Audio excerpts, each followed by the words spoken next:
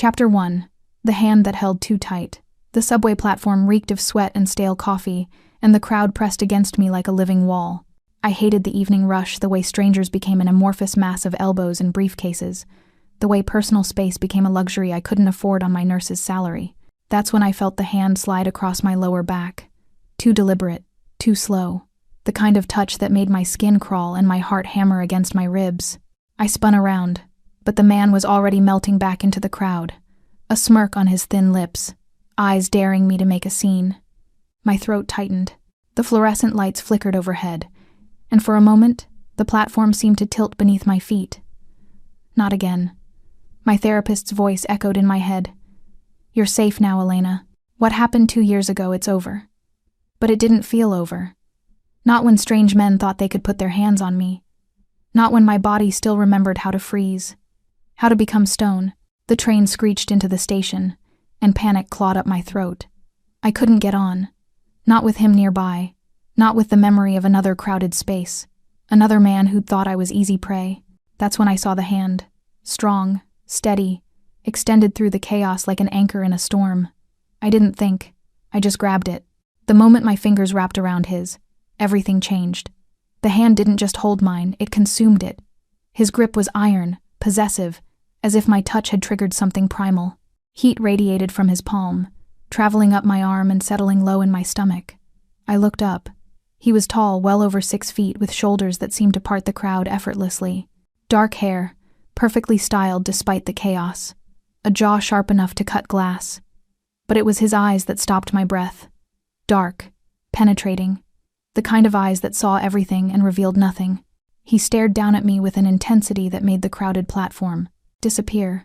For a heartbeat, we existed in a vacuum where only his hand and mine mattered, where the heat between our palms felt like a promise and a threat. "Are you all right?" His voice was low, smooth as aged whiskey, with an edge that suggested he already knew the answer.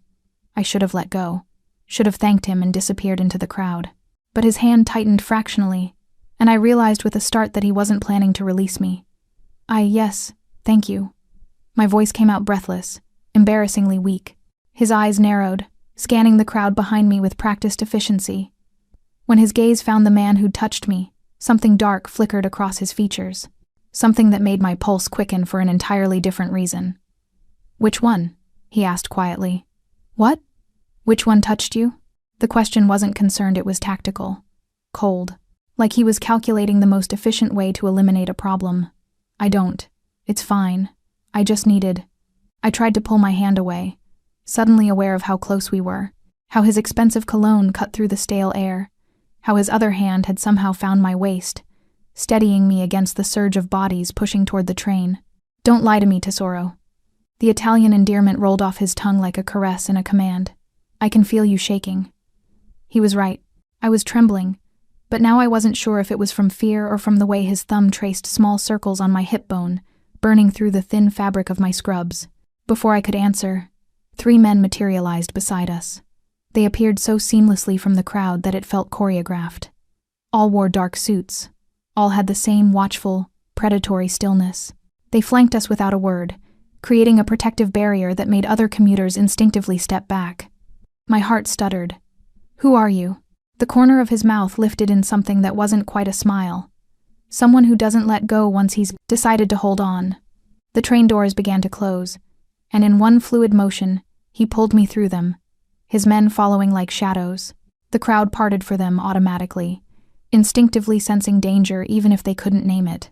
We stood in the corner of the car, his body a wall between me and everyone else. His hand still wrapped around mine like a shackle I wasn't sure I wanted to escape. "You should let me go," I whispered, but I didn't pull away. "Should I?" His free hand came up to cut my jaw, tilting my face toward his. "Tell me, Elena, when was the last time someone made you feel safe in a crowd?" Ice flooded my veins. "How do you know my name?" His thumb traced my lower lip, and I saw it then, the hospital ID badge clipped to my scrubs. But the way he'd said my name, like he'd been waiting to taste it on his tongue, suggested he would have learned it regardless. "I make it my business to know everything." His eyes held mine, daring me to look away, especially when something interests me. "I'm not a something." "No." His voice dropped lower, intimate despite the crowded car. "You're not." The train lurched, pressing me harder against him, and I felt the solid muscle beneath his tailored suit, the coiled strength of a man who'd never needed to prove his power because everyone already knew. "This is my stop," I lied, desperately needing distance, needing to think clearly without his scent clouding my judgment. "Then it's mine too." And as the doors slid open, and he guided me onto the platform with a hand on my lower back proprietary, claiming I realized I'd made a terrible mistake. I'd grabbed the wrong hand for safety. Or perhaps I'd grabbed exactly the right one, and he had no intention of ever letting go. Chapter 2. Fall into danger. The platform was nearly empty at this stop, which should have comforted me. Instead, it made the presence of his 3 guards even more conspicuous. They maintained a precise distance close enough to intervene, far enough to give the illusion of privacy. "I don't know what you think is happening here," I said, trying to inject steel into my voice. "But I need to go home." "Where's home, Elena?" The question sounded casual, but nothing about this man was casual. Every word was calculated, every movement deliberate. I'd spent 2 years working in the ER, reading people's intentions in the space between heartbeats. This man was dangerous, and I was still letting him touch me. "That's none of your business." I finally pulled my hand free, and the loss of contact felt like tearing off a bandage, sharp and immediate. He didn't reach for me again, but his dark eyes tracked every micro-expression on my face. "You grabbed my hand. You made it my business. I made a mistake." "Did you?" He stepped closer, backing me against the tiled wall. Not threatening, but inescapable. "Your pulse is racing, your pupils are dilated, but you're not running. There are 4 of you and 1 of me. Where exactly would I run?" His jaw tightened, and for the first time, I saw something that might have been hurt flash across his features before the mask slammed back into place. "You think I would stop you?" I hesitated, because the truth was I didn't know what to think. "I think I don't know who you are or what you want." "My name is Dante Moretti." He said it like it should mean something. When I didn't react, his lips curved into something darker than a smile. "You really don't know." "Should I?" One of his guards, a mountain of a man with a scar bisecting his left eyebrow, muttered something in Italian. Dante silenced him with a look that could have frozen fire. "Perhaps that's what makes you so refreshing." Dante's attention returned to me, his gaze softening fractionally. "Everyone else sees the name first. You just saw a hand to hold. I needed help, and I gave it to you." His voice dropped to that whiskey-smooth register that made my stomach tighten. "The man who touched you, he won't do it again. Not to you, not to anyone." The words should have sounded reassuring. Instead, they sounded like a death sentence. "What did you do?" I whispered. "I made a phone call."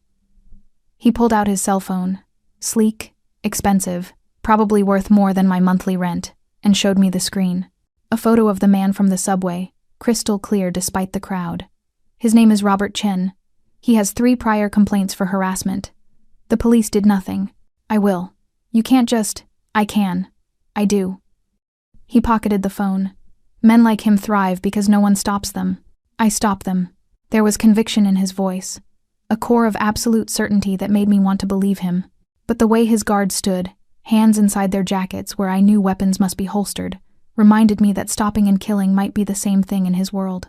"I don't want anyone hurt because of me." "Too late, Tesoro. The moment you touched me, you became mine to protect." The possessiveness in those words should have sent me running. Instead, some broken part of me, the part that had been violated and helpless, leaned into it. "I'm not yours," I said, but even I heard the lack of conviction. "Not yet." He reached out, tucking a strand of hair behind my ear with devastating gentleness. "But you will be." A black SUV pulled up to the curb with the smooth precision of choreography.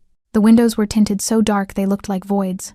One of the guards opened the back door, and I saw the interior leather seats, chrome accents, the kind of luxury I'd only glimpsed in magazines.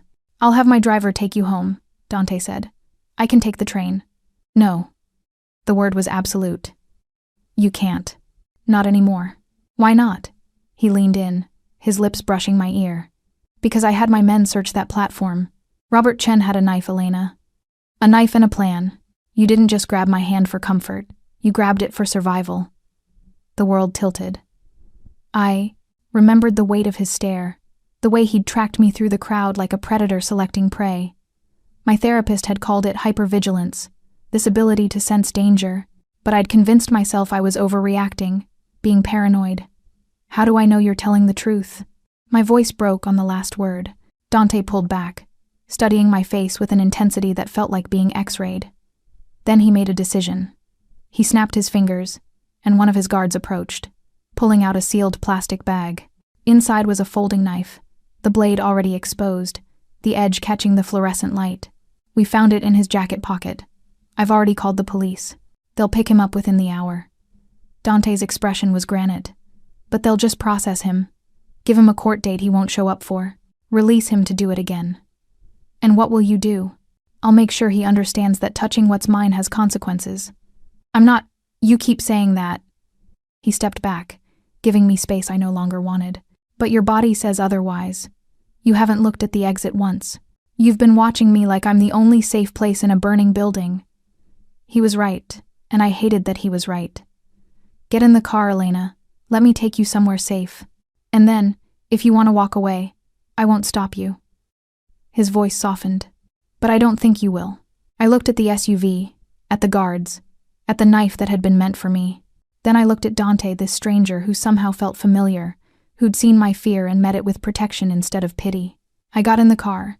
As the door closed behind me and Dante slid in beside me, his thigh pressed against mine in the confined space, I realized my mistake. He'd said he wouldn't stop me from walking away. He'd never said he wouldn't convince me to stay.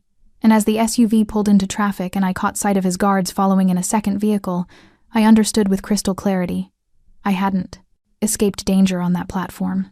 I'd just traded one predator for another. Only this one wanted to keep me alive. Chapter 3. First connection. The drive through the city should have felt wrong being in a car with a stranger whose name I'd already Googled on my phone, finding nothing but a few mentions in business journals and society pages. No criminal record, no scandals, just money and influence that stretched into shadows I couldn't see. But Dante didn't feel like a stranger. He sat beside me, his presence consuming the space, yet he hadn't touched me since we'd entered the vehicle. His hands rested on his thighs, elegant and still, but I noticed the scarring across his knuckles, old wounds from fights I could only imagine. "You're staring," he said without looking at me. "You knew my name. Fair's fair." That earned me a glance, something that might have been amusement flickering in his dark eyes. "What do you want to know?" "Everything." The word came out before I could stop it. "I want to know why a man with a driver and armed guards was on a subway platform. I want to know why you look at me like you've been searching for something and just found it. I want to know why I won't let you go." The question hung between us, heavy with promise and threat. "Yes." Dante was quiet for a long moment, watching the city lights blur past the window. When he finally spoke, his voice carried a weight that made me understand this was a truth he rarely shared. 5 years ago, I watched my sister die. The words were clinical, stripped of emotion, which somehow made them more devastating. She was caught in crossfire. Wrong place, wrong time. She reached for a stranger's hand, looking for help, for safety, and he pulled away, let her fall, saved himself. My breath caught. "Dante, when you grabbed my hand tonight, I saw her, saw what she must have looked like in that moment, desperate and afraid, and I made a choice." He finally turned to face me, and I saw past the dangerous exterior to something raw underneath. "I will never be the man who lets go." Without thinking, I reached across the space between us and took his hand. His fingers immediately curled around mine, that same possessive grip, but gentler now, more human. "I'm sorry," I whispered. "Don't be sorry. Be here." His thumb traced patterns on my palm. "Tell me why you froze on that platform. Tell me what happened 2 years ago that made you so afraid of crowded spaces." I should have deflected, should have kept my trauma private. But there was something about the darkness in his eyes that recognized the darkness in mine. "I was attacked. At a concert." The words came haltingly. "I was with friends, but we got separated in the crowd. A man, he put something in my drink earlier. I didn't realize until I started feeling dizzy. He cornered me near the bathrooms, touched me. Would have done more if security hadn't." Dante's hand tightened on mine, his jaw clenching so hard I could see the muscle jump. "Did they catch him?" "No. Too many people. Too much chaos. The police took my statement, but nothing came of it." I forced myself to meet his gaze. I couldn't identify him clearly. The drug messed with my memory. All I remember is the feeling of hands on me and not being able to move, not being able to scream. Elena. My name on his lips sounded like a prayer and a curse. The SUV slowed, and I realized we'd arrived at my apartment building, a modest 4-story walk-up in a neighborhood that was safe enough, but far from the luxury Dante clearly inhabited. I should have been alarmed that he knew my address without asking, but I was too emotionally raw to care. How did you... Your hospital ID. I had someone look up the address. He didn't sound apologetic. I told you. I make it my business to know everything. That's creepy. That's protective. He released my hand, but only to cut my face, forcing me to hold his gaze. What happened to you will never happen. Again, not while you're under my protection. I didn't ask for your protection. You grabbed my hand. That's the only permission I need. His thumb brushed my cheekbone. I know you're afraid of me. You should be. I'm not a good man, Elena. I've done things that would make you run screaming. But with you... He paused, something vulnerable flashing across his features. With you, I want to be different. I don't even know you. Then learn me. The words were a challenge and an invitation. Have dinner with me tomorrow night. Let me show you who I am when I'm not a man on a subway platform. Every rational part of my brain screamed refusal. This man was dangerous. He had guards and secrets, and a sister who died violently. Getting involved with him would be walking into quicksand with my eyes open. But I'd spent 2 years being careful. 2 years avoiding risks in crowds and men.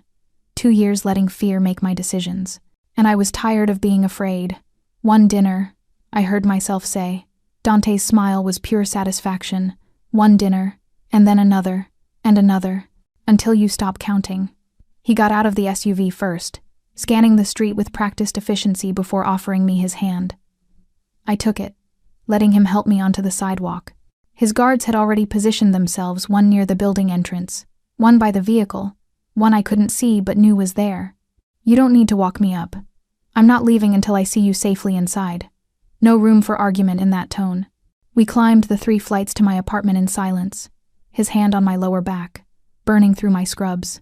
At my door, I fumbled with my keys, hyper-aware of his proximity, of the way he seemed to consume the narrow hallway. Thank you, I said, turning to face him. For tonight. For everything. Don't thank me yet, Tesoro. He leaned in, and I thought he might kiss me, wanted him to kiss me, but instead his lips brushed my forehead in a gesture so tender it made my chest ache.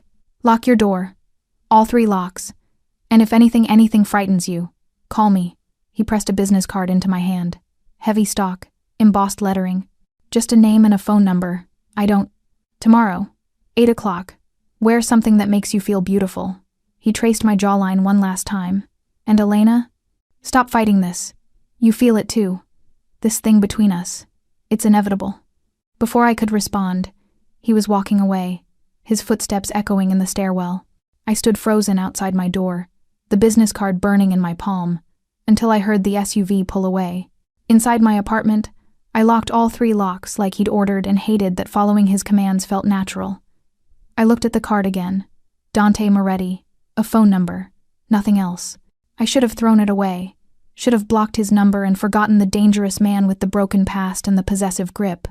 Instead, I saved the number in my phone and lay awake all night wondering what I'd just agreed to.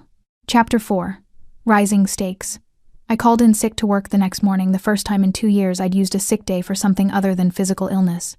But I couldn't face the ER, couldn't pretend everything was normal when my entire world had tilted on its axis in the span of 12 hours. Dante had sent a text at 7 a.m. Thinking of you? My driver will collect you at 7:30 tonight. Don't argue. I'd stared at that message for 15 minutes, composing and deleting responses. Finally, I'd just sent, fine. His response was immediate. That's my girl. Those 3 words shouldn't have affected me. I wasn't his girl. I was a woman who'd made a questionable decision to have dinner with a stranger. That was all. Except it wasn't all. Because at noon, a delivery arrived, a garment bag from a boutique I couldn't afford even with overtime. Inside was a dress that must have cost more than my monthly rent. Midnight blue silk that felt like water against my skin, with a neckline that managed to be both elegant and suggestive. The note was written in strong, slashing handwriting. For tonight, though you'd look beautiful in anything. I should have returned it. should have been offended that he'd presumed to buy me clothing. Instead, I spent 3 hours getting ready, telling myself it was just dinner, just one evening with a man who made me feel things I'd thought were dead. At 7:30 exactly, my buzzer rang. The driver was a different guard than last night, older, with silver in his dark hair and eyes that assessed me with professional courtesy. Miss Russo. Mr. Moretti is waiting. The SUV was the same, but this time when I slid into the back seat, I was alone. Disappointment, sharp and unexpected, cut through me. Where is he? I asked the driver. Mr. Moretti had business to attend to. He'll meet you at the restaurant. Business. The word felt ominous, weighted with implications I didn't want to explore. The restaurant was in a part of the city I rarely visited, old money, old buildings, old secrets. No sign marked the entrance, just a discreet door with a guard who nodded to my driver and escorted me inside. The interior was stunning, dim lighting, crystal chandeliers, tables spaced far enough apart for privacy, and empty. Completely, utterly empty except for staff who moved like ghosts. Where is everyone? I asked the host. Mr. Moretti reserved the restaurant for the evening, Miss Russo. This way, please. He'd rented out an entire restaurant. For a first date.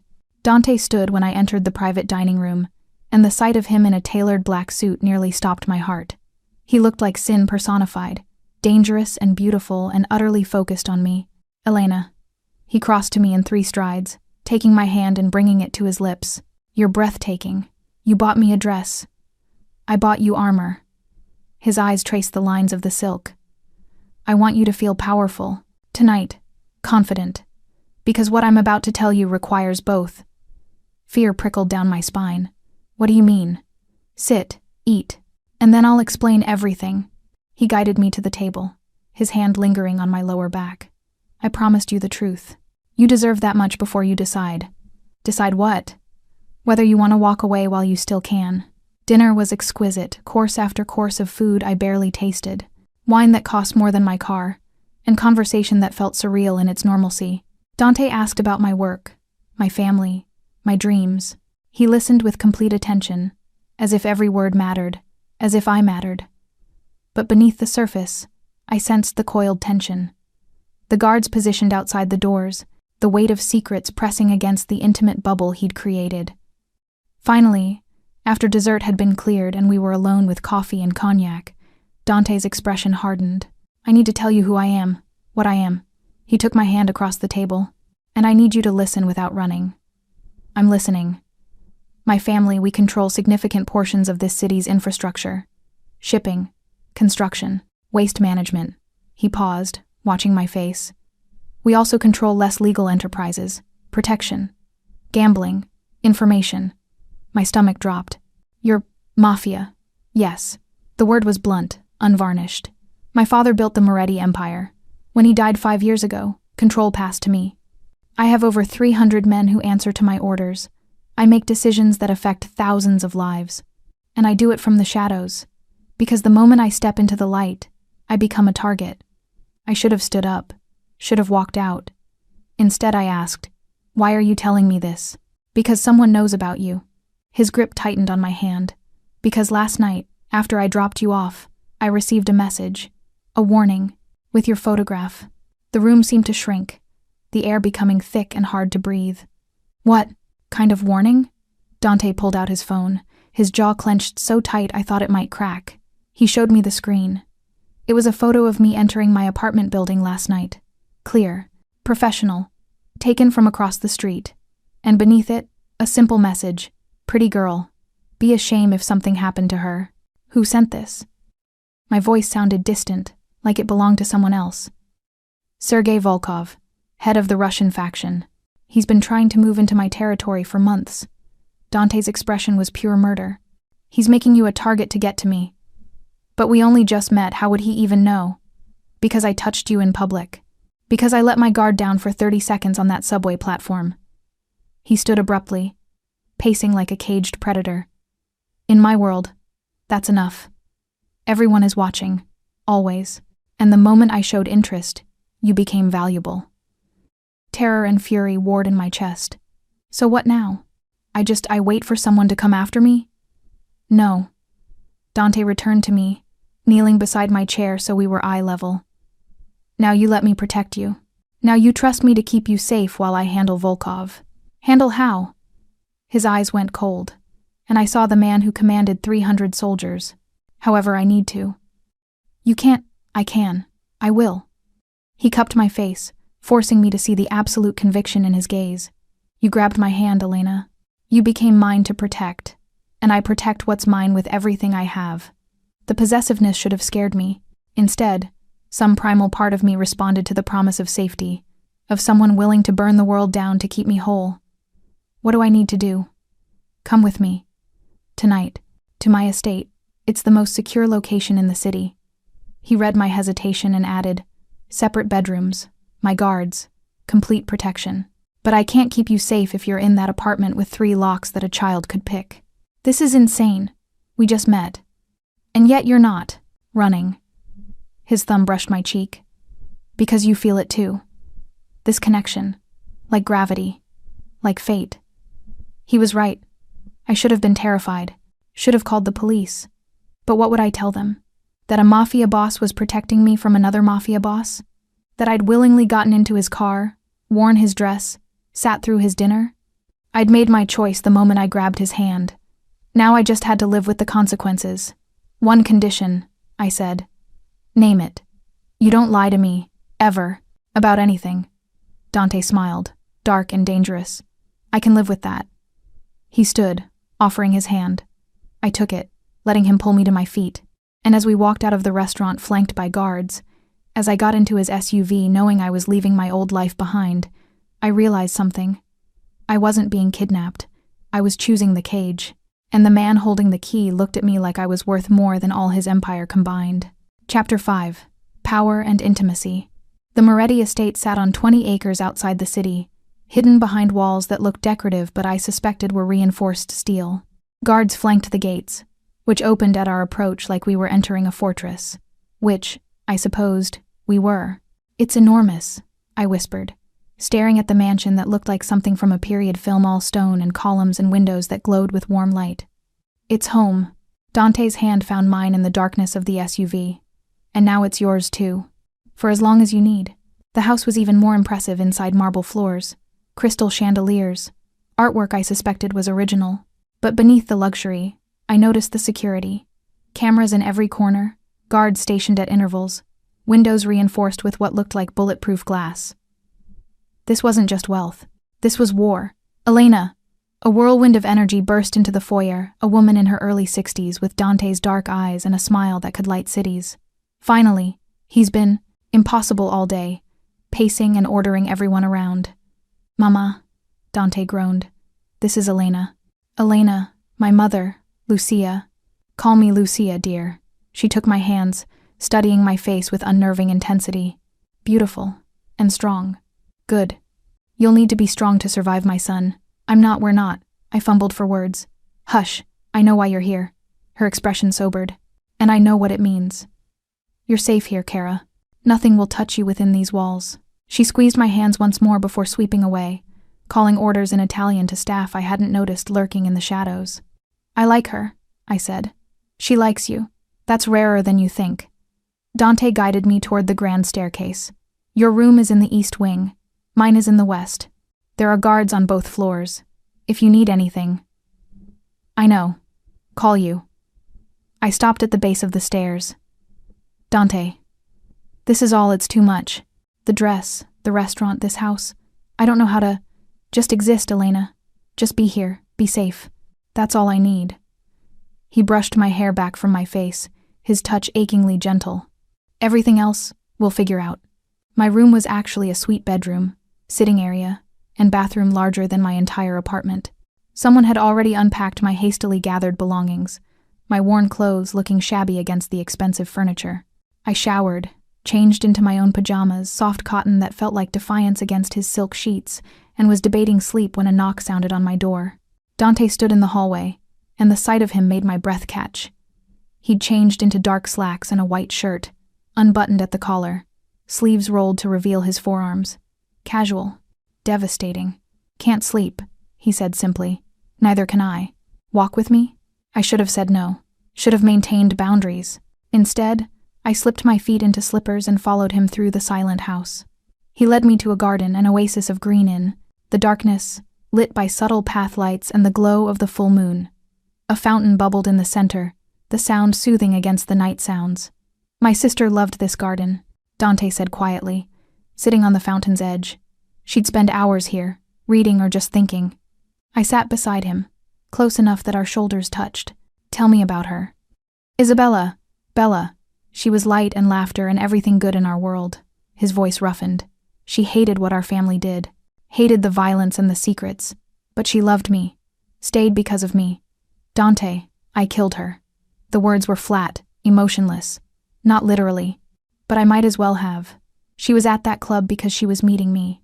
I was late, 10 minutes late because of business, and in those 10 minutes, rival families decided to settle a score. She was collateral damage. I took his hand, threading our fingers together. It wasn't your fault, wasn't it? He finally looked at me, and the pain in his eyes nearly broke me. Everyone I love becomes a target. My father, killed in his own driveway. My sister, killed for being my sister. And now you. I'm not dead, Dante. Not yet. The words were torn from somewhere deep. But Volkov won't stop. He'll come for you, use you to break me. And if I let you go now, send you away where I can't protect you, he'll just find you anyway. You're already marked. The truth of that settled over me like a shroud. There was no going back. The moment Dante had touched me, I'd been pulled into his world with all its darkness and danger. Then teach me, I said. Teach you what? How to survive in your world, how to protect myself, how to be, I struggled for the word, how to be strong enough to stand beside you instead of behind you. Dante's expression shifted, something like wonder replacing the pain. You're already strong, Tesoro. You survived assault. You rebuilt yourself. You grabbed my hand when you were terrified. That's not weakness. It feels like weakness. Being afraid all the time. Fear isn't weakness. Letting it control you is. He turned fully toward me, his free hand coming up to cut my jaw. You want to know what I see when I look at you? I see a woman who's been broken and chose to heal. Who could have let that night destroy her, but instead became a nurse, helping others? Who grabbed a stranger's hand not knowing if he'd save or hurt her, just knowing she refused to be a victim again. Tears burned my eyes. You barely know me. I know enough. His thumb traced my lower lip, his eyes dropping to my mouth. I know you're brave. I know you're stubborn. I know you taste your food carefully before committing to a bite, like you're cautious about everything in life. I know you check exits in every room. I know you haven't let anyone close in 2 years, but you're here with me, in my house, in my garden. His voice dropped to a whisper, letting me touch you. Dante, tell me to stop. His forehead pressed against mine, his breath mingling with mine. Tell me you don't feel this thing between us, and I'll walk away. I'll keep you safe from a distance. But tell me, Elena, tell me to stop. I couldn't, because every word he'd said was truth, because his proximity made my skin electric, my heart race, my body remember that it could feel pleasure and not just pain. I can't, I breathed. His kiss was inevitability. Soft at first, questioning, giving me room to retreat. But when I pressed closer instead of pulling away, when my hand fisted in his shirt and I made a sound that was part surrender, part demand, the kiss changed, deepened, became consuming. He kissed like he did everything with complete focus, devastating skill, and an intensity that made the world disappear. His hands moved to my waist, pulling me closer, and I went willingly, straddling his lap on the fountain's edge, not caring about propriety or caution. I'd been careful for so long, controlled, afraid, but Dante made me want to be reckless. His mouth moved from my lips to my jaw, down the column of my throat, finding the sensitive spot where my pulse thundered. Tell me what you want, he murmured against my skin. You. The word escaped before I could call it back. Just you, he groaned, his grip tightening, and I felt his restraint in the tension of his muscles, the careful way he held me like I might break. Not here. Not like this. When I have you, Elena, it won't be rushed in a garden. It will be in my bed, with hours to worship every inch of you. The promise in those words sent heat pooling low in my belly. Then why did you kiss me? Because I'm only human. He pulled back enough to meet my eyes, his pupils blown wide with desire. Because you looked at me like I wasn't a monster. Because I've wanted to taste you since the moment you grabbed my hand. You're not a monster. I am. His expression hardened. I've killed men, Elena. Ordered deaths. Made people disappear. The blood on my hands would fill this fountain. Why are you telling me this? Because I need you to see me clearly, to know what you're choosing. He cupped my face with both hands. I'm not a hero. I'm not going to save you from anything except other monsters. But I will keep you safe. I will burn this city to ash before I let Volkov or anyone else touch you. And I will never, ever let you go. The declaration should have terrified me. Instead, it felt like the only solid ground in a world gone sideways. I don't want a hero, I said, surprising myself with the truth. I want someone real. Someone who sees the broken parts of me and doesn't flinch. Show me your broken parts, Tesoro. His voice was raw. And I'll show you mine. We sat there in the moonlight, foreheads pressed together, breathing each other's air. Around us, I sensed movement guards in the shadows, keeping watch, keeping us safe. This was his world, beauty and danger, silk and steel, love and violence existing in the same breath, and I was choosing to stay. Finally, reluctantly, we pulled apart. Dante helped me to my feet, keeping my hand in his as we walked back toward the house. Tomorrow, he said as we reached the hallway where our paths diverged, I have business to attend to. Volkov sent a message. I need to send one back. What kind of message? Imgo. His eyes went cold, and I saw the Mafia boss instead of the man. The kind that makes him understand you're untouchable. That even looking at you wrong carries a price. Dante, this is my world, Elena. This is what I do. He kissed my forehead, gentle despite the violence in his words. Stay here tomorrow. Safe. Let me handle this. And if I don't want to hide, then you'll break my heart. Because I can face any enemy, survive any war, but I can't survive losing you. His voice cracked on the last word. Please, just tomorrow, let me protect you my way. How could I refuse when he asked like that? When I saw past the powerful exterior to the man still bleeding from his sister's death, still terrified of failing someone else he loved? Tomorrow, I agreed. But then you tell me everything. No more secrets. Deal. He kissed me once more, quick and fierce, before walking away. I watched him go, memorizing the line of his shoulders, the controlled power in his stride. Then I returned to my room and lay awake until dawn, knowing that somewhere in the city, Dante was preparing for war. And the price of that war was written in the kiss still burning on my lips. Chapter 6. Betrayal or revelation morning came with gunfire. I woke to the crack of shots echoing through the estate, my heart hammering as I rolled out of bed and pressed myself against the wall exactly like they'd taught us in the ER's active shooter training. The door burst open. One of Dante's guards, the one from yesterday with the silver hair, stood there, gun drawn but pointed at the floor. Miss Russo, stay down. It's a drill. A what? Mr. Moretti's. Orders. Every morning, we run security protocols. He wanted you aware but not alarmed. The guard's expression was professionally neutral. He left this for you. He handed me a note before disappearing back into the hallway. Tesoro, forgive the rude awakening. My men need to be sharp. I'll return by noon. Don't leave the estate. Don't trust anyone I haven't personally introduced you to. And don't look so beautiful that I forget why I left. D. Despite everything, I smiled. But the smile faded as the morning wore on. Dante didn't return by noon. Or 1. Or 2. My calls went to voicemail. My texts remained unread. Lucia found me pacing the garden at 3 o'clock, my anxiety spiraling into full-blown panic. He's fine, she said, steering me toward a bench. This is what they do. They disappear for hours, for days sometimes. Business doesn't follow a schedule. What kind of business takes 12 hours? She studied me with those dark Moretti eyes, so like her son's. The kind you don't want to know about. The kind that keeps this family powerful and feared. Lucia, I need to understand. Do you?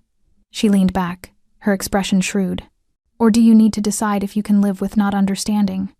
Because that's the real question, Kara. Can you love a man whose work you'll never fully see? Whose hands come home bloody but hold you gently? Who kills without hesitation but would die to keep you safe? I don't love him. I barely know him. Don't lie to yourself. Or to me. Her smile was sad. I see the way you look at him.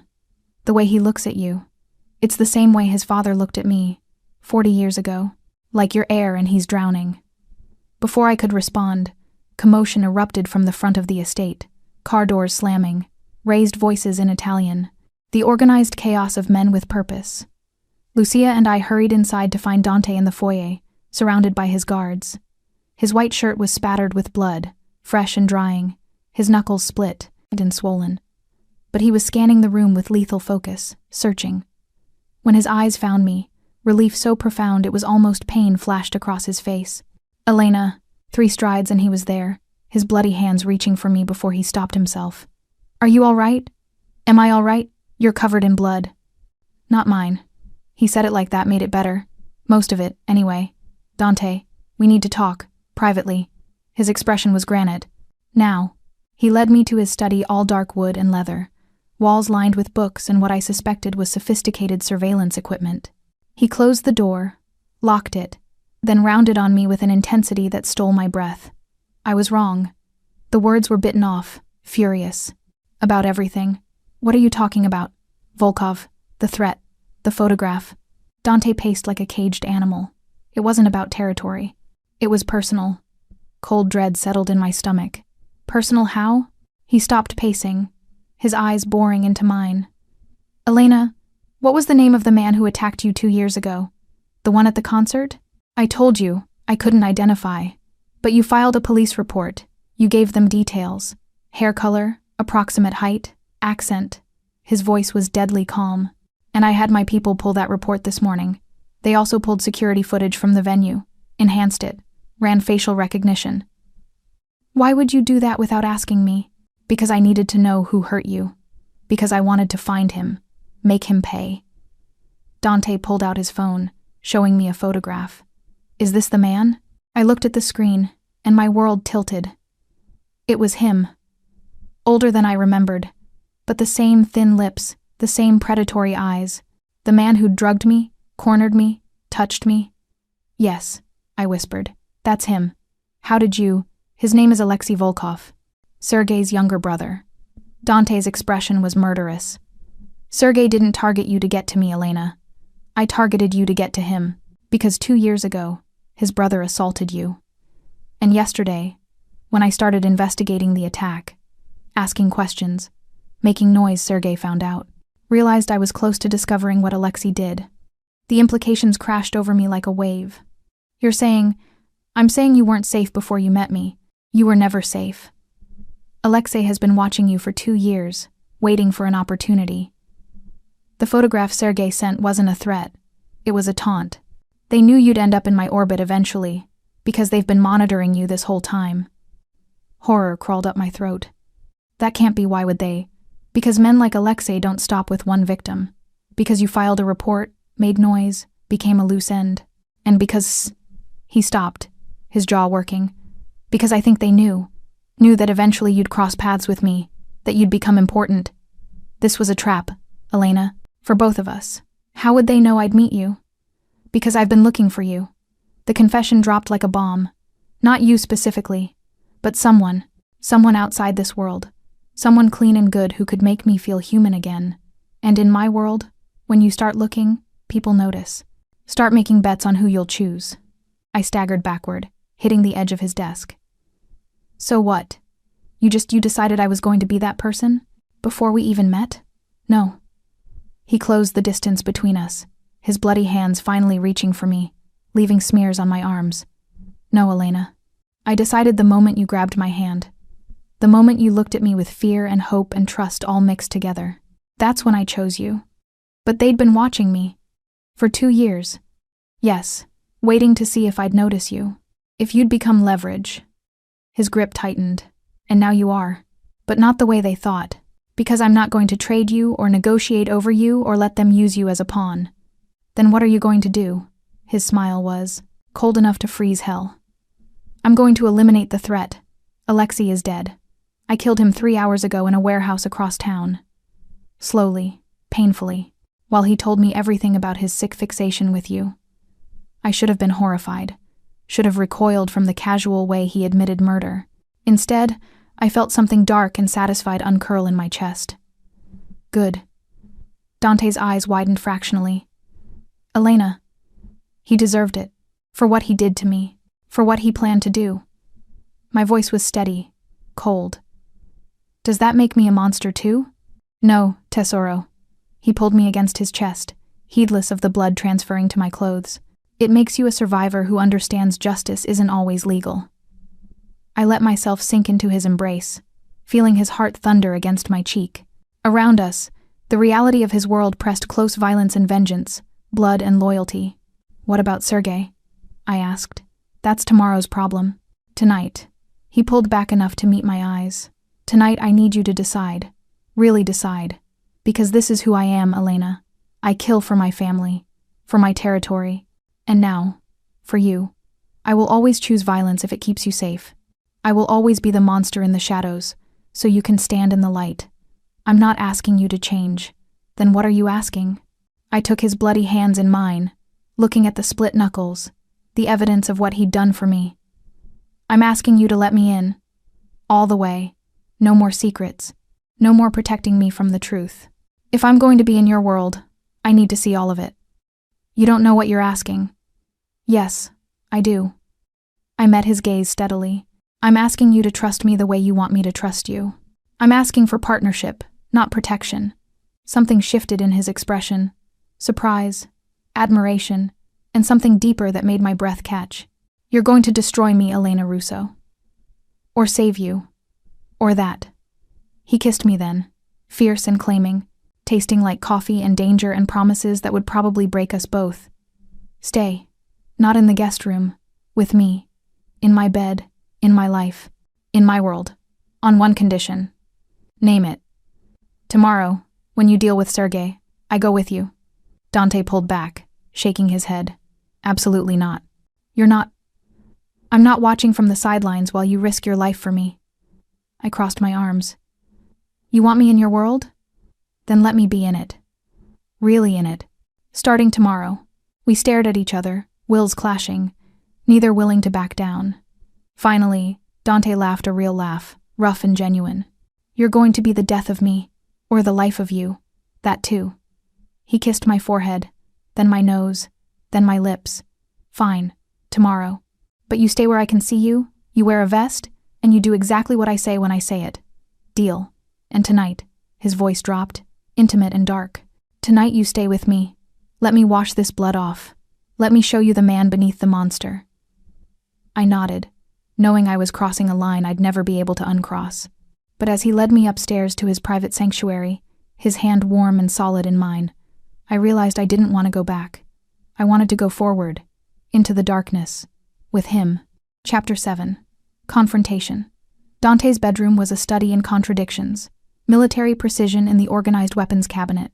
Softness in the California king bed with its slate gray sheets. Floor-to-ceiling windows overlooked the estate. But I noticed the bulletproof glass, the security sensors embedded in the frames. Even in his most private space, he was prepared for war. Shower, he said, gesturing to the massive ensuite bathroom. I'll find you something to wear. I watched him disappear into a walk-in closet while I stood frozen, suddenly aware of what I'd agreed to. Not sex, he hadn't promised that, but intimacy. The kind that came from sharing space and vulnerability and truths you couldn't take back. The shower had multiple heads, steam features, and enough space for several people. I stepped under the spray, letting the hot water wash away the tension of the day, trying not to think about Dante washing blood from his hands just one room away. But I did think about it, pictured him methodical and thorough, scrubbing away evidence the same way he probably scrubbed away emotion, compartmentalizing violence so he could come home and be gentle with his mother, with me. How did someone learn to live like that? The bathroom door opened. Through the frosted glass, I saw Dante's silhouette he'd stripped to boxer briefs, revealing the powerful body I'd only felt beneath his clothes. Scars marked his torso. A roadmap of violence survived. May I join you? His voice was rough. I just need to be close to you right now. Yes. He stepped into the shower, and the sight of him stole my breath. Water sluiced over defined muscles, through dark hair on his chest that arrowed down past the waistband of his shorts. But it was his face that held me vulnerable in a way I'd never seen, like he'd used up all his armor for the day and had nothing left. Tell me what happened today, I said softly. All of it. So he did. He told me about finding Alexei in a warehouse, surrounded by photographs, hundreds of them, all of me, taken over 2 years, chronicling my routines, my habits, my life. He told me about the interrogation, the information extracted with methods I didn't ask him to detail. He told me about the moment Alexei had bragged about what he'd planned to do, how he'd been waiting for the perfect opportunity. And he told me about the phone call to Sergei afterward, the one where Dante had explained in explicit detail what happened to men who touched what was his. I declared war, Dante said flatly, over you, against one of the most powerful families in the city. My advisors think I'm insane. They're probably right. I reached up, cupping his face, forcing him to look at me. You're not insane. You're loyal, protective. Those aren't flaws. They are when they put you in more danger. I was already in danger. You just made sure I knew it, instead of living in blissful ignorance. His hands found my waist, pulling me against him. The feel of his skin against mine, wet and warm and vital, made everything sharper, more real. I can't lose you, he whispered against my hair. I know it's too soon. I know we barely know each other. But Elena, I can't. You're already under my skin, in my head, wrapped around my heart. If something happened to you, nothing's going to happen to me. You won't let it. Damn right I won't. He pulled back, his eyes fierce. Tomorrow when we meet Sergei, it's going to get ugly. He'll try to use you, manipulate you, make you see me as the villain. You need to be ready for that. I'm ready. Are you? His thumb traced my collarbone. Because he's going to tell you things about me. True things. Numbers of people I've killed. Businesses I've destroyed. Families I've ruined. He'll paint me as a monster because that's what I am to him. You're not a monster to me. Not yet. But you haven't seen me in that world. Haven't watched me make the hard calls, give the brutal orders. His voice dropped. I need you to promise me something. What? Tomorrow, whatever you see, whatever happens, remember this moment. Remember me here, with you, being honest. Because the man you see tomorrow might frighten you, but he's still me. Still the man who'd burn the world to keep you safe. I understood what he was asking. Permission to be ruthless. Forgiveness in advance for the darkness I was about to witness. I promise, I said, as long as you promise something too. Anything. Don't hide from me. Don't try to shield me from what you do or who you are. I'm choosing this. Dante, I'm choosing you. All of you. His kiss was answer and oath, desperate and claiming. His hands roamed my body, learning curves and scars, finding the place on my ribs where I'd broken a bone as a child, the birthmark on my hip, the sensitive spot behind my ear that made me gasp. Not yet, he murmured when my hand drifted lower, when the kiss threatened to become more. When I have you, really have you, it won't be when we're both exhausted and terrified. It'll be when I can take my time, make you forget everything but my name, Dante. Soon, Tesoro, I promise. But tonight, just let me hold you. We finished showering in charged silence, the air thick with promise and restraint. He dried me off with reverent care, dressed me in one of his t-shirts that hit mid-thigh, then led me to his bed. The sheets were cool, expensive, and smelled like him. He pulled me against his chest, my back to his front, his arm an iron band around my waist. Sleep, he commanded softly. Tomorrow comes early. But I couldn't sleep, not with his heart beating against my spine, his breath stirring my hair, his obvious arousal pressed against me despite his restraint. Dante? I'm not afraid of you. I need you to know that. Whatever I see tomorrow, whoever you become, I'm not afraid. His arm tightened. You should be, but I'm not. I turned in his embrace, meeting his eyes in the darkness. Because I see you, really see you, and you're not a monster. You're a man doing monstrous things to protect people he loves. That's different. Is it? Yes. I kissed him, soft and sure. It is. We lay there in the darkness, listening to guards patrol the halls, to the distant sound of traffic beyond the estate walls. Tomorrow would bring violence and confrontation and truths I couldn't predict. But tonight, wrapped in Dante's arms, I felt safer than I had in 2 years. Even if that safety was an illusion. Even if choosing him meant choosing danger.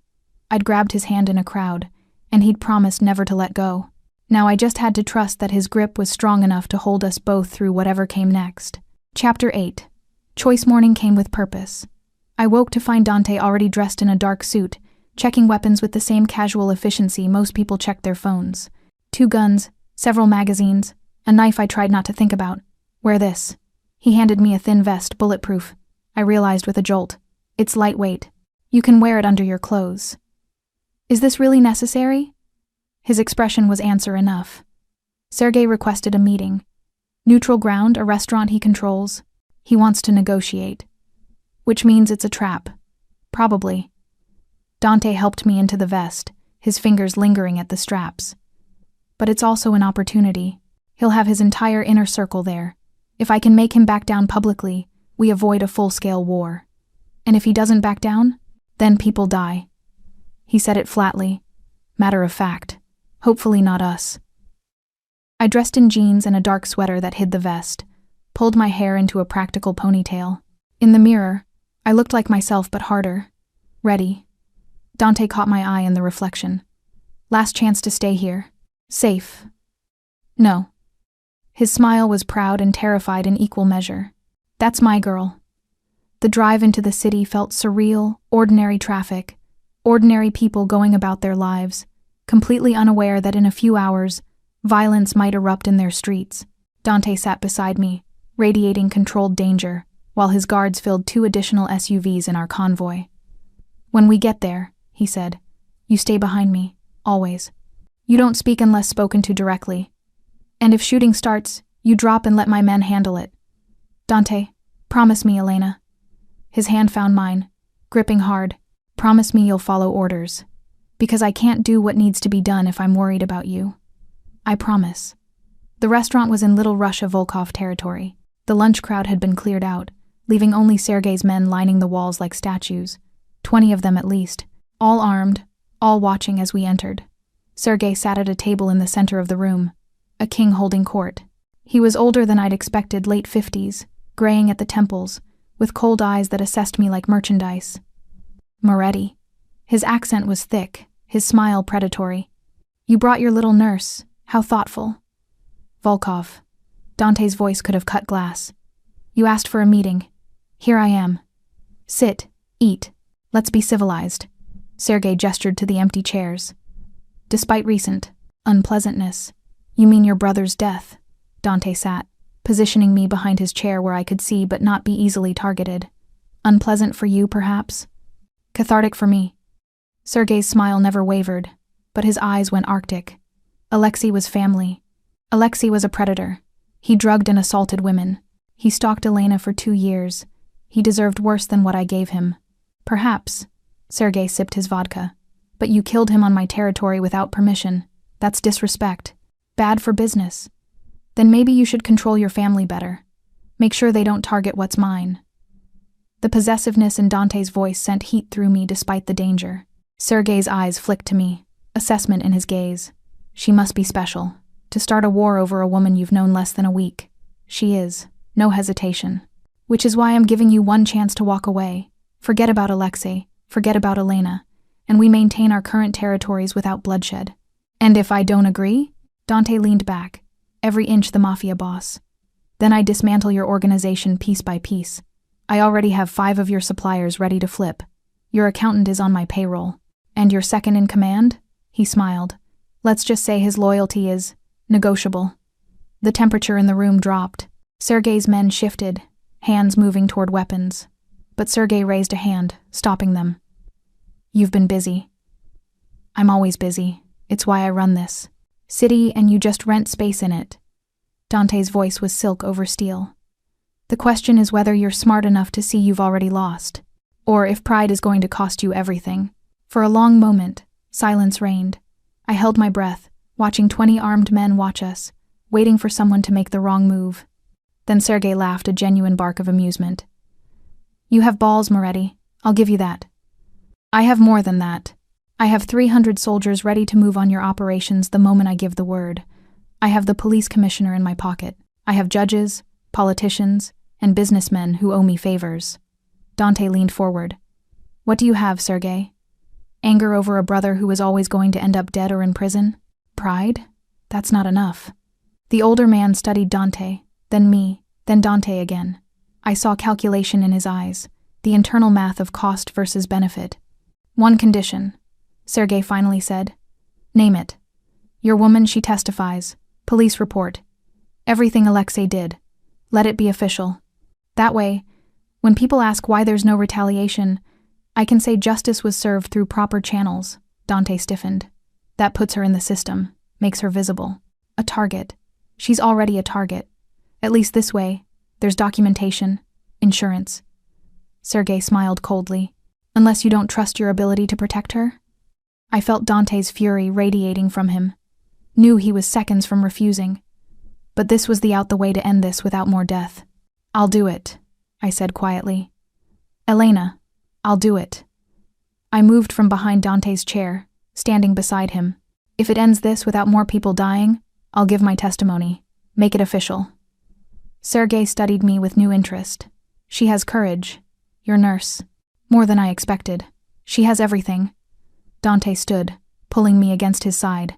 Do we have a deal? We have a deal. Sergei raised his glass. To peace. And to the woman who brokered it. The tension bled from the room like air from a punctured tire. Men relaxed fractionally. Weapons stayed holstered. Disaster was averted. But as we left the restaurant and climbed back into the SUV, I saw Dante's hands shaking. You shouldn't have done that, he said once we were moving.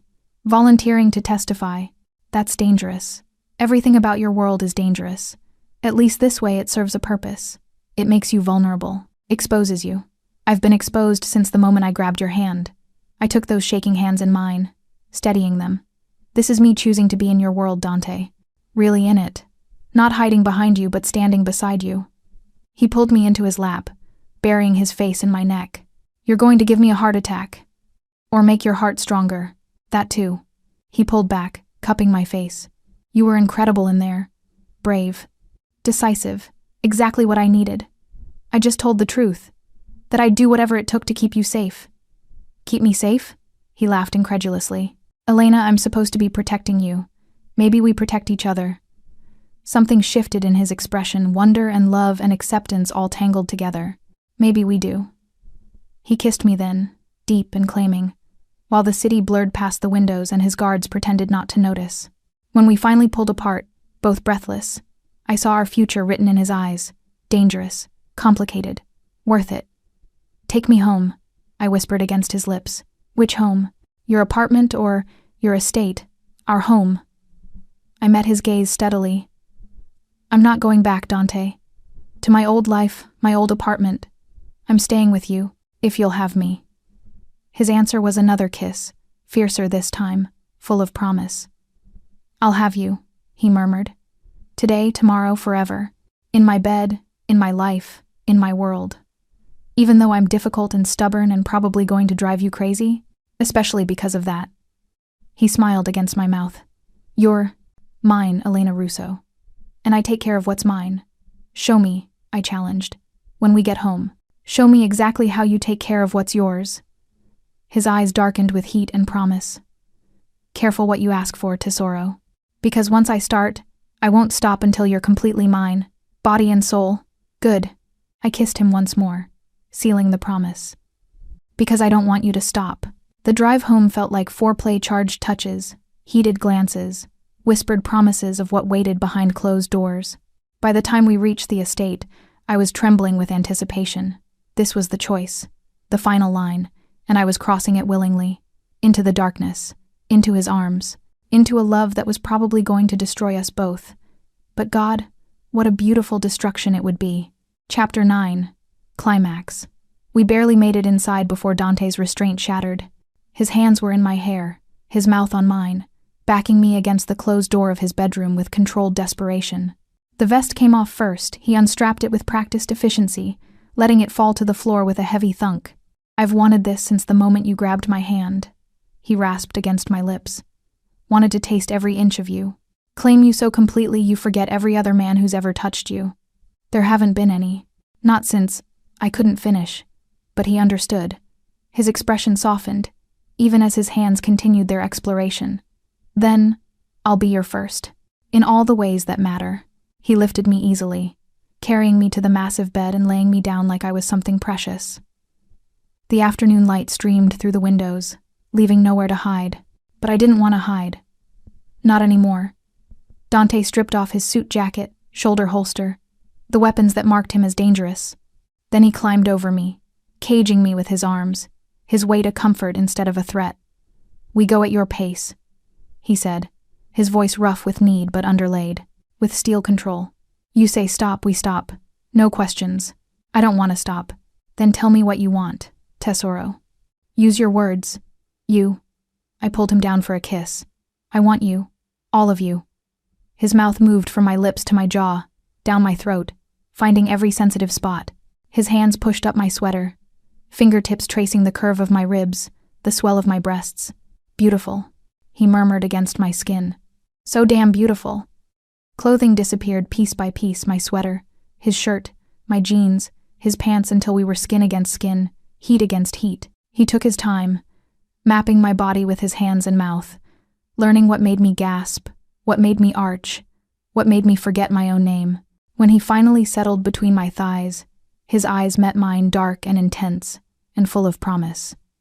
"Mine," he breathed. "Say it, Elena. Say you're mine. Yours," I whispered back. "I'm yours." The claiming was slow, deliberate, devastating. He watched my face the entire time, reading every reaction, adjusting to my responses. There was no pain, only pleasure building and building until I shattered in his arms, his name a prayer on my lips. And when he followed me over the edge, his face buried in my neck, my name breaking from his throat like a confession, I understood. This wasn't just physical. This was surrender, complete and irrevocable. We lay tangled together afterward, sweat slicked and breathing hard, the enormity of what we'd done settling over us like a blanket. "No going back now," Dante murmured, pressing kisses to my shoulder. "I don't want to go back." "Good." He pulled me tighter against him. "Because I meant what I said. You're mine now. And I don't share. Possessive much? You have no idea." He nipped at my earlobe. "But you'll learn. We have time." Time. The word felt like a gift and a gamble. In his world, time wasn't guaranteed.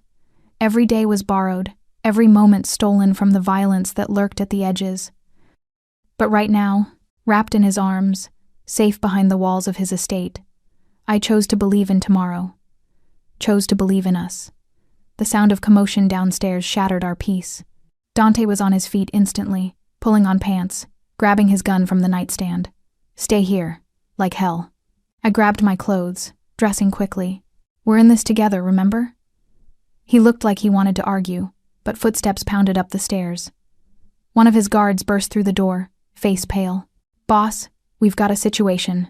Volkov's men, they're at the gates. At least 50 of them. Armed." Ice flooded my veins. "But we had a deal. Apparently Sergei's dead." The guard's expression was grim. "Shot in his car 20 minutes ago. His nephew Yuri is claiming we broke the truce. He's demanding Elena, says she's the price for peace." Dante's face went blank, the complete absence of emotion that was somehow more terrifying than rage. "Over my dead body. That's what he's counting on," the guard said. "He's got the entire Volkov crew out there. This is an execution, boss. They're not here to negotiate." My heart hammered. "This is my fault. If I hadn't testified." "You didn't testify yet." Dante gripped my shoulders. "This was planned.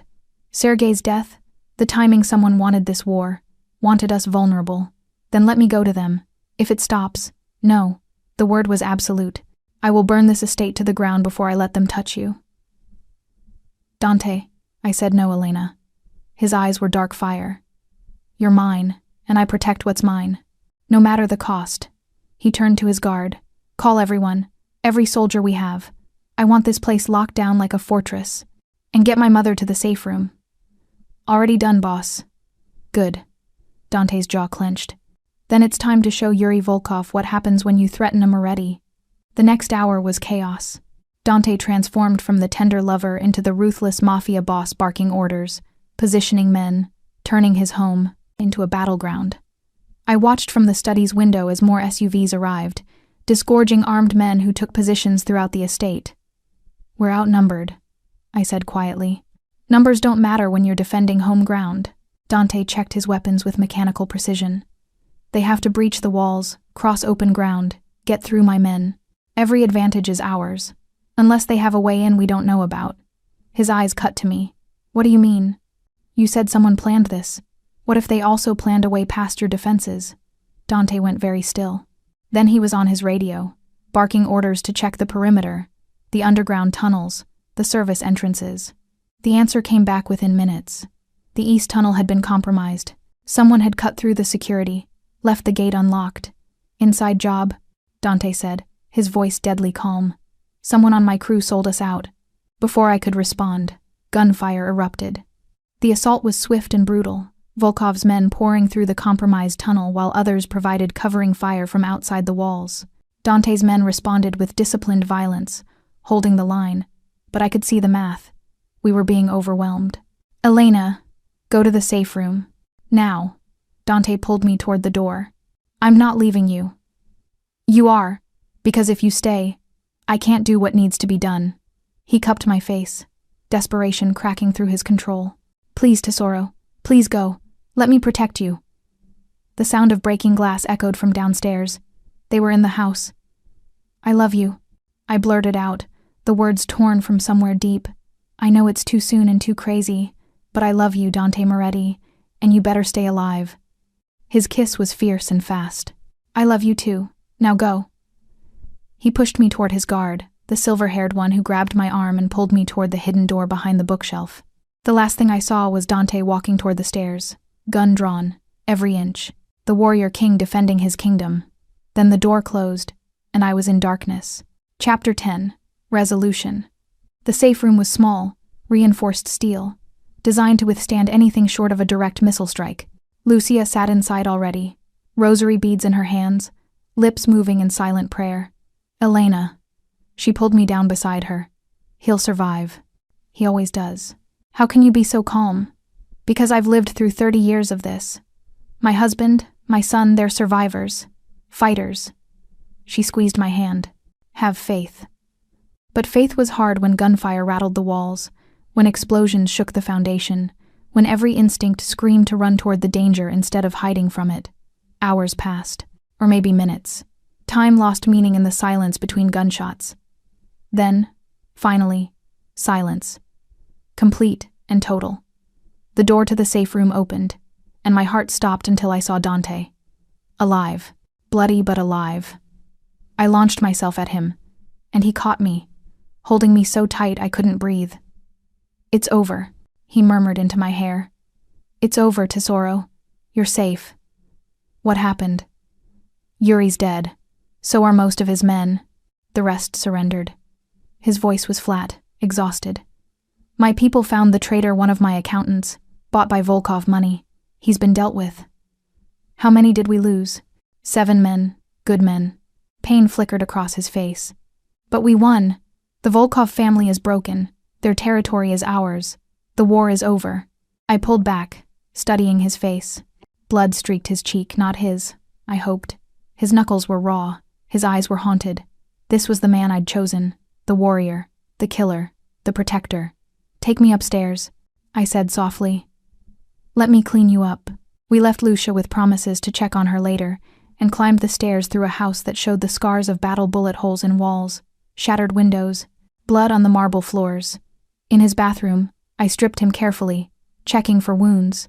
A graze on his ribs, bruises blooming across his torso, but nothing life-threatening.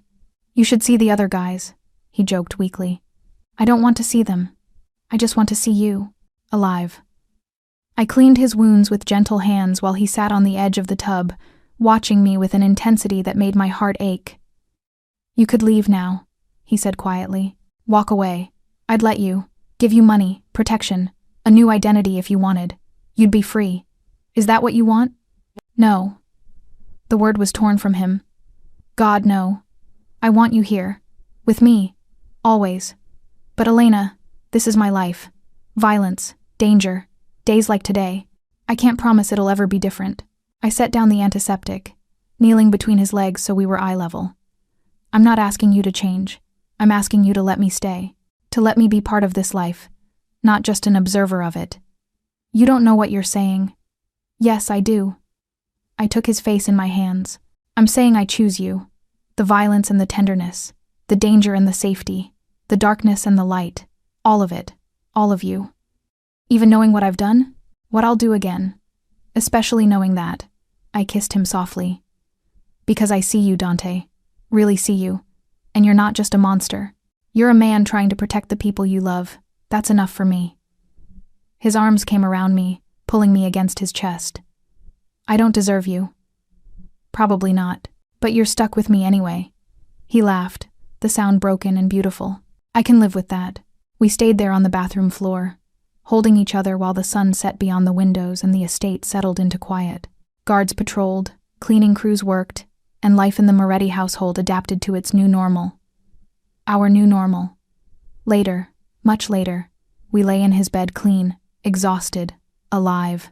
His hand traced lazy patterns on my hip, my head rested on his chest, listening to his heartbeat. "Marry me," he said suddenly. I lifted my head, staring at him. "What?" "Marry me, Elena. I know it's fast. I know it's crazy. But I'm not letting you go. Ever. So marry me. Make it official. Let me give you my name, my protection, my everything. Dante, I'm not asking you to answer now. Think about it. Take as long as you need." His voice softened. "But know that I'm serious. I want you as my wife, my partner, my equal in all things." I studied his face in the darkness, the sharp lines, the dangerous beauty, the vulnerability he only showed me. "Ask me again in 3 months," I said finally, "when the dust has settled, when we've had time to breathe. And if you still want this, if I still want this, then yes, I'll marry you." His smile was brilliant, transforming his face. 3 months. I can live with that. And in the meantime? In the meantime, you move in officially. Start working at the hospital again if you want, with a security detail. Learn the business, meet the family, become part of this world. He pulled me closer. We build a life together. See if we can survive the ordinary days as well as we survived today. I think we can. Yeah? Yeah. I kissed him, slow and deep. Because I didn't grab the wrong hand in that crowd, Dante. I grabbed exactly the right one. The hand that would never let me go. Never, he promised against my lips. Not in this life or the next. 3 months later, I stood in Dante's study, our study now reviewing security reports while he handled a conference call. My engagement ring caught the light, a massive diamond that probably cost more than my student loans. He'd asked again last week, gone down on one knee in this very room, and I'd said yes without hesitation. The hospital had welcomed me back with open arms and a security detail that made my coworkers whisper. I'd given my testimony about Alexei, endured the questions and the scrutiny, and watched as the case was officially closed. The Volkov Empire had been absorbed into Moretti Holdings. Peace, uneasy but holding, had settled over the city's underworld. Dante ruled with the same ruthless efficiency, but I'd learned to see the strategy behind the violence, the protection in the power. I'd learned to live in his world, and more than that, I'd learned to thrive in it. "Elena," Dante ended his call, crossing to me with predatory grace. "You look entirely too sexy reviewing those reports. It's just numbers. It's you, in my office, wearing my ring, understanding my world." His hand settled on my waist. "That's sexy," I laughed, looping my arms around his neck. "You're biased. Absolutely." He kissed me, thorough and claiming. "But I'm also right. So modest." "Modesty is for men who have something to be modest about." He grinned against my mouth. "I have everything I want. Why would I be modest? You're impossible. And yet you love me. Against all logic and reason. Yes, I do." His expression sobered, turning tender. "I know it hasn't been easy. The adjustment, the danger, the scrutiny. It's been worth it." I met his eyes steadily. "You're worth it. Even on days when I have to make the hard calls, give the brutal orders? Especially then, because you trust me enough to see it, to share the burden." I cupped his face. "We're partners, remember? In everything." "Partners?" He agreed. "Equals. And soon, husband and wife." His smile was pure satisfaction. "Can't wait. Though my mother is already driving me crazy with wedding plans. She just wants it to be perfect. It'll be perfect because you'll be there. The rest is just details." I kissed him again, pouring 3 months of love and trust and hard-won understanding into it. When we pulled apart, both breathless, I saw our future reflected in his eyes. Complicated, dangerous, beautiful. I'd grabbed a stranger's hand in a crowd, looking for safety, and I'd found so much more. I'd found home. I'd found love. I'd found the man who'd never let me go, and who I'd never want to leave. "Take me to bed, Mr. Moretti," I whispered. "With pleasure, future Mrs. Moretti." He swept me into his arms, carrying me toward the stairs while his guards pretended not to notice. And I laughed, truly laughed, because this was my life now. Dangerous and protected, violent and tender, shadowed and lit with love, and I wouldn't change a single thing.